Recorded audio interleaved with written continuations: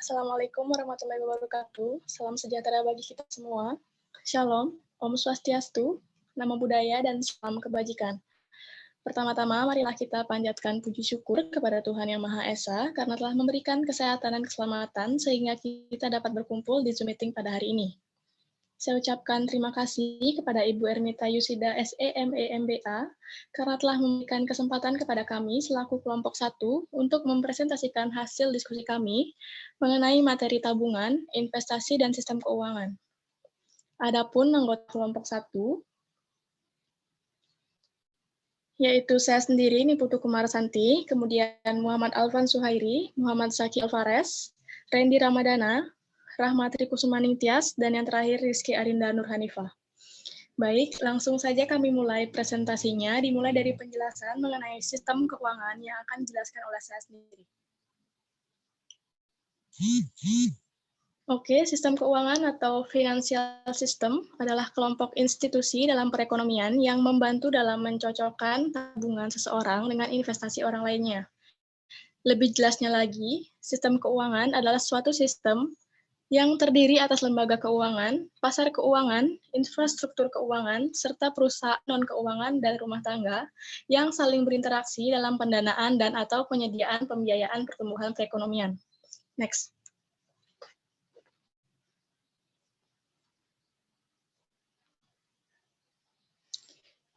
Berikutnya adalah lembaga-lembaga keuangan. Nah, lembaga-lembaga keuangan di sini dibedakan menjadi dua, yaitu pasar keuangan atau financial market dan perantara keuangan atau financial intermediaries.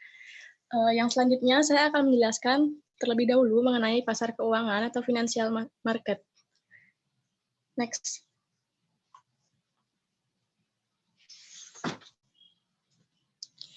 Pasar keuangan adalah lembaga tempat di mana masyarakat yang ingin menyimpan dana dapat secara langsung menyediakan dana kepada orang yang ingin meminjam. Dua pasar keuangan paling penting dalam perekonomian adalah pasar obligasi dan pasar saham. Obligasi yang pertama adalah pasar obligasi. Obligasi atau bond adalah surat hutang yang menyatakan kewajiban-kewajiban pihak peminjam kepada pihak pemegang obligasi. Secara singkat, obligasi merupakan instrumen utang.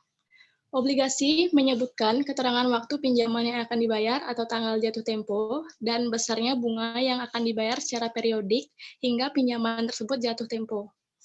Ada 3 karakteristik penting dari obligasi, yaitu jangka waktu, risiko kredit, dan perlakuan pajak. Yang selanjutnya adalah pasar saham. Saham atau share mencerminkan kepemilikan suatu perusahaan sehingga mewakili hak atau sebagian keuntungan perusahaan. Setelah suatu perusahaan menerbitkan saham dengan menjual saham-sahamnya kepada publik, saham-saham ini akan dijual belikan antara para pemegang saham dalam bursa saham yang diorganisasikan. Harga saham yang diperjualbelikan di bursa saham ditentukan oleh permintaan dan penawaran saham-saham tersebut di berbagai perusahaan. Selanjutnya, mengenai lembaga-lembaga perantara keuangan akan dijelaskan oleh rekan saya. Oke, selanjutnya ada lembaga-lembaga perantara keuangan. Jadi jenis kedua dari lembaga keuangan yaitu perantara keuangan. Jadi lembaga keuangan di mana penabung dapat secara tidak langsung menyediakan dana kepada para peminjam. Jadi maksudnya perantara yaitu lembaga keuangan pihak penabung dan pihak peminjam. Jadi istilahnya sebagai penjembatan. Ada dua yang banyak diketahui, yaitu yang pertama ada bank. Tugas utama menerima tabungan dan memberikan pinjaman. Kemudian memberikan bunga kepada penabung dan membebankan bunga kepada peminjam.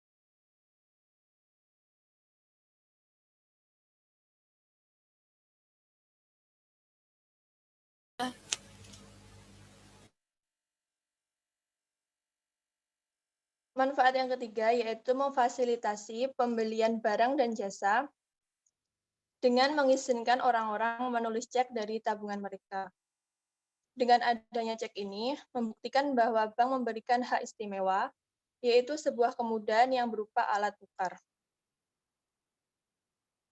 Yang kedua ada reksadana, yaitu sebuah lembaga yang menjual saham kepada publik dan menggunakan hasilnya untuk membeli portofolio, yaitu berupa berbagai jenis saham, obligasi, ataupun keduanya. Jika nilai portofolio nanti naik, pemegang saham akan memperoleh untung. Tapi jika portofolionya jatuh, pemegang saham akan merugi. Keuntungannya dari reksadana ada dua. Yang pertama, orang-orang yang jumlah uangnya sedikit dapat melakukan diversifikasi. Karena nilai satu saham obligasi itu terikat pada keuntungan sebuah perusahaan, dan menanam saham itu memiliki sejumlah resiko. Jadi kalau orang-orang memegang saham yang sangat beragam dari berbagai jenis perusahaan, maka hal tersebut dapat memperkecil sebuah risiko. Yang kedua ada reksadana. Reksadana memberikan rakyat biasa akses pada keterampilan manajer keuangan profesional. Yaitu manajer perusahaan yang mereka anggap memiliki masa depan yang menguntungkan. Kemudian nanti dapat menjual saham perusahaan yang prospeknya kurang menjanjikan. Yang ketiga, lembaga keuangan lainnya, seperti dana pensiun, perusahaan kredit, perusahaan asuransi, dan rentenir. Jadi, lembaga-lembaga keuangan ini semua itu memiliki tujuan yang sama, yaitu mengarahkan sumber daya dari tangan penabung ke tangan peminjam. Next. Selanjutnya disampaikan oleh teman saya.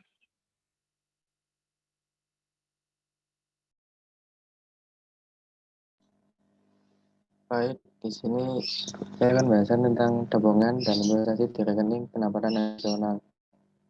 Ingat bahwa GDP adalah pendapatan total dalam suatu perekonomian dan pengeluaran total pada output barang dan jasa perekonomian. Y sama dengan C ditambah I tambah G tambah NX. Berikutnya beberapa identitas penting. Asumsi ekonomi tertutup ekonomi terlibat dalam perdagangan nasional. Y sama dengan C tambah I tambah G. Sekarang kurangi C dan G dari kedua sisi bersamaan. Y kurangi C kurangi G sama dengan I. Sisi kiri bersamaan adalah total pendapatan dalam perekonomian setelah membayar konsumsi dan pembelian pemerintah dan disebut tabungan nasional atau tabungan dalam kurung S. Mengganti S untuk Y kurangi C kurangi G persamaannya dapat ditulis sebagai S sama dengan I.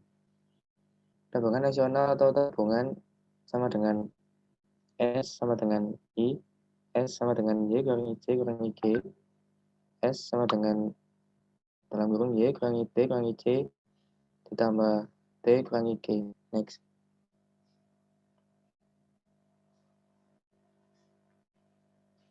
Berikutnya yaitu arti menabung dan investasi. Ada 3 jenis tabungan, yaitu tabungan nasional adalah total pendapatan dalam perekonomian yang tersisa setelah membayar konsumsi dan pembelian pemerintah. Yang kedua yaitu tabungan pribadi. Adalah jumlah pendapatan yang tersisa di rumah tangga setelah membayar pajak mereka dan membayar biaya konsumsi mereka. Yang terakhir yaitu tabungan publik. Adalah jumlah pendapatan pajak yang tersisa dari pemerintah setelah membayar pengeluarannya. Tabungan publik sama dengan T kurangi G. Surplus dan defisit jika T lebih besar dari G, pemerintah mengalami surplus anggaran karena menerima lebih banyak uang daripada yang dibelanjakan. Ujung T sama dengan ujung T kurangi G mewakili tabungan publik. Jika G lebih besar dari T, pemerintah mengalami defisit anggaran karena membelanjakan lebih banyak uang daripada menerima pajak. Next.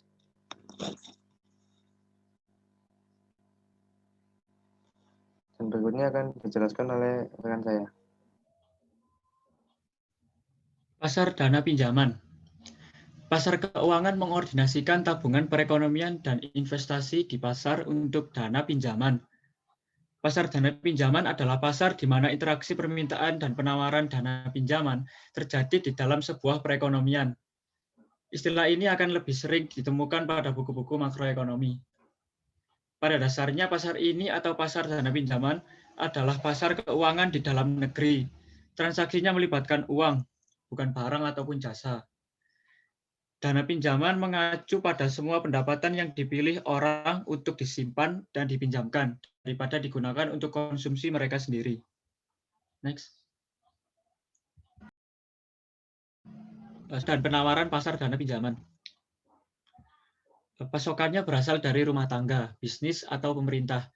Rumah tangga menyisihkan sebagian pendapatan untuk ditabung. Demikian juga perusahaan mengalokasikan sebagian laba atau kas ke berbagai instrumen keuangan. Sementara itu, pemerintah memasok uang jika menjalankan surplus fiskal di mana pendapatan pajak melebihi pengeluaran. Pasokan dana itu juga berarti dari orang-orang yang punya penghasilan tambahan yang ingin mereka simpan dan pinjamkan.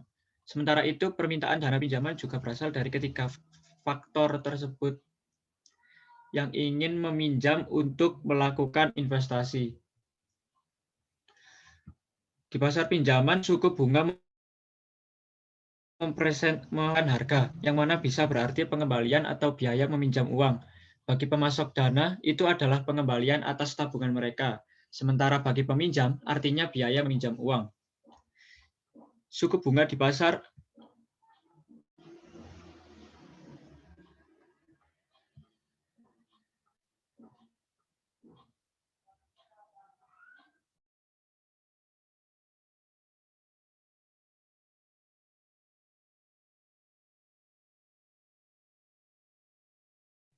Next.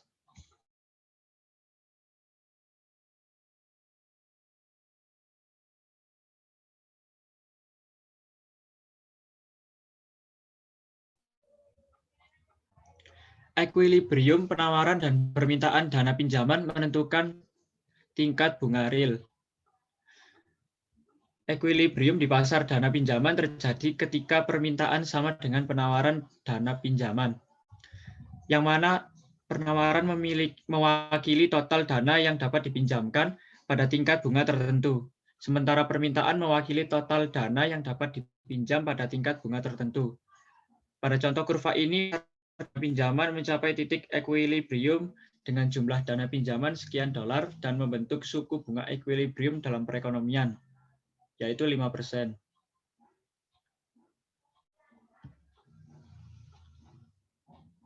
Oke, next.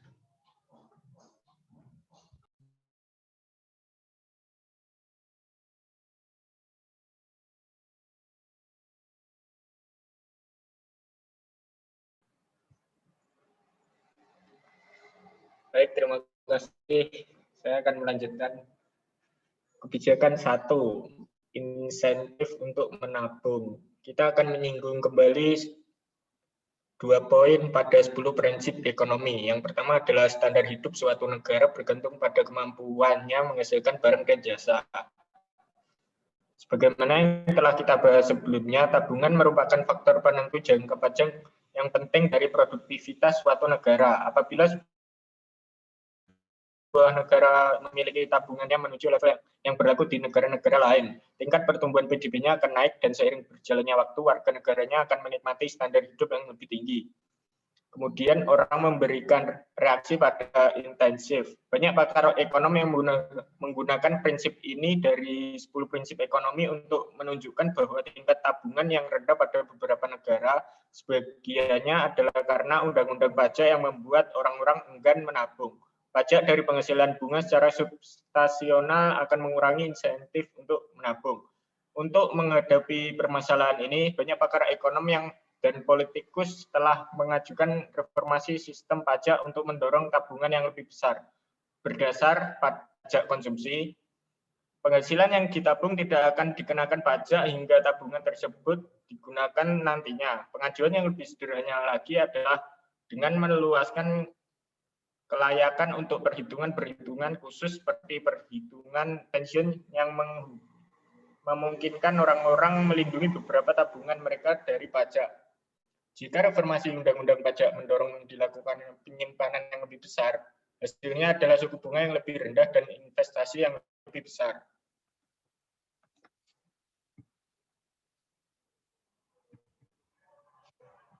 Kita lihat dari kurva berikut.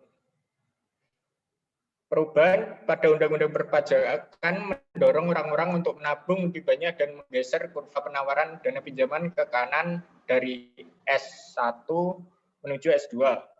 Sebaliknya, suku bunga keseimbangan akan jatuh dan suku bunga yang lebih rendah akan menstimulasi investasi. Di sini suku bunga keseimbangan jatuh dari 5% menjadi 4% dan jumlah keseimbangan dana pinjaman yang disimpan dan diinvestasikan naik dari 1.200 miliar menjadi 1.600 miliar. Terdapat 4 poin utama, yaitu tabungan adalah faktor penentu jangka panjang yang penting dari produktivitas suatu negara. Kemudian pajak dari penghasilan bunga secara substansial dapat mengurangi imbalan masa datang dari tabungan masa kini dan sebagai hasilnya akan mengurangi insentif orang-orang untuk menabung. Pajak konsumsi adalah seperti pajak penjualan yang digunakan oleh banyak negara ini sebagai sumber penghasilan. Jika perubahan undang-undang pajak mendorong dilakukannya tabungan yang lebih besar, hasilnya adalah suku bunga lebih rendah dan investasi yang lebih besar tadi.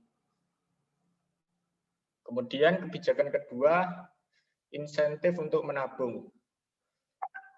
Insentif untuk melakukan investasi. Kredit pajak investasi apabila pemerintah kita meluluskan reformasi pajak yang bertujuan untuk membuat investasi lebih menarik dengan memperkenalkan kredit pajak investasi. Kredit pajak investasi memberi keuntungan pajak pada perusahaan apapun yang membangun pabrik atau membeli alat baru.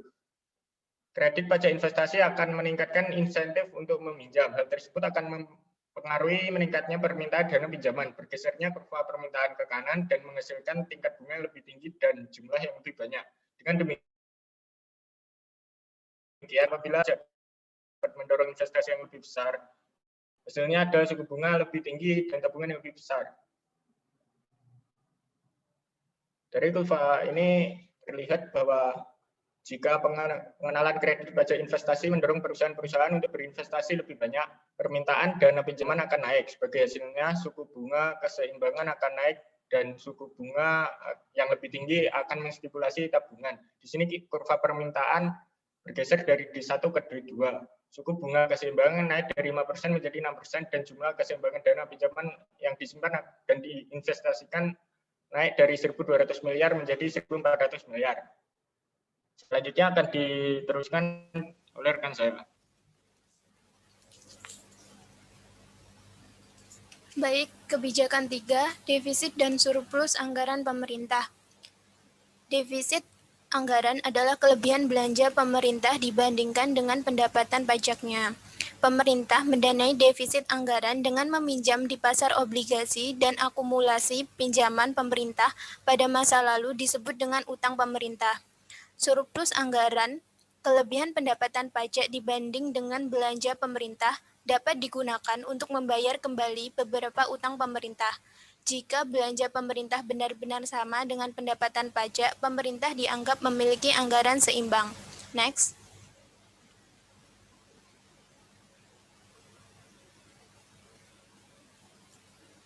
Ini adalah dampak defisit anggaran pemerintah. Kurva manakah yang bergeser ketika pemerintah mulai mengalami defisit anggaran? Ingatlah bahwa tabungan nasional, sumber penawaran dana pinjaman, tersusun dari tabungan swasta dan tabungan publik. Perubahan pada saldo anggaran pemerintah mencerminkan perubahan pada tabungan publik. Dengan cara demikian, pada penawaran dana pinjaman, karena defisit anggaran tidak memengaruhi jumlah yang ingin dipinjam, rumah tangga dan perusahaan untuk mendanai investasinya pada suku bunga yang ada. Defisit anggaran tidak mengubah permintaan dana pinjaman. Kedua, kemanakah kurva penawaran bergeser ketika pemerintah mengalami defisit anggaran, tabungan publik adalah negatif, dan hal ini mengurangi tabungan nasional. Dengan kata lain, ketika pemerintah meminjam uang untuk mendanai defisit anggarannya, pemerintah mengurangi penawaran dana pinjaman yang tersedia untuk mendanai investasi yang dilakukan oleh rumah tangga dan perusahaan. Dengan demikian, defisit anggaran menggeserkan kurva penawaran dana pinjaman ke kiri dari S1 ke S2, sebagaimana ditunjuk dalam gambar. Ketiga, kita dapat membandingkan keseimbangan baru dan lama. Ketika defisit anggaran mengurangi penawaran dana pinjaman, suku bunga naik dari 5% menjadi 6%. Suku bunga yang lebih tinggi ini kemudian mengubah perilaku rumah tangga dan perusahaan yang berpartisipasi dalam pasar peminjaman uang. Secara khusus, banyak pihak peminta dana pinjaman berkecil hati akibat suku bunga yang lebih tinggi, lebih sedikit keluarga yang membeli rumah baru, dan lebih sedikit perusahaan memilih untuk membangun pabrik baru. Jatuhnya investasi yang diakibatkan oleh pinjaman yang dilakukan pemerintah ini dinamakan dengan pembatasan paksa atau crowding out. Next.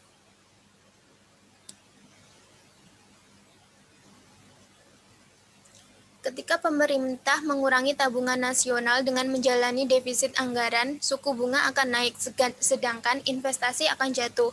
Surplus anggaran pemerintah adalah kebalikan dari defisit anggaran. Surplus anggaran menaikkan permintaan dana pinjaman, mengurangi suku bunga, dan menstimulasi investasi. Next.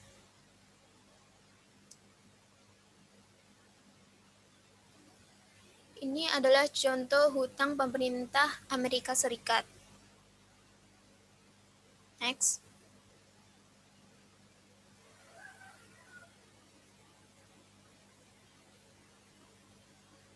Kesimpulan, sistem keuangan Amerika Serikat terdiri dari lembaga keuangan seperti pasar obligasi, pasar saham, bank, dan reksadana.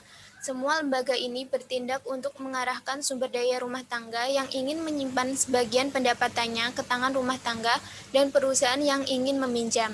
Identitas akuntansi pendapatan nasional mengungkapkan beberapa hubungan penting antara variabel makroekonomi.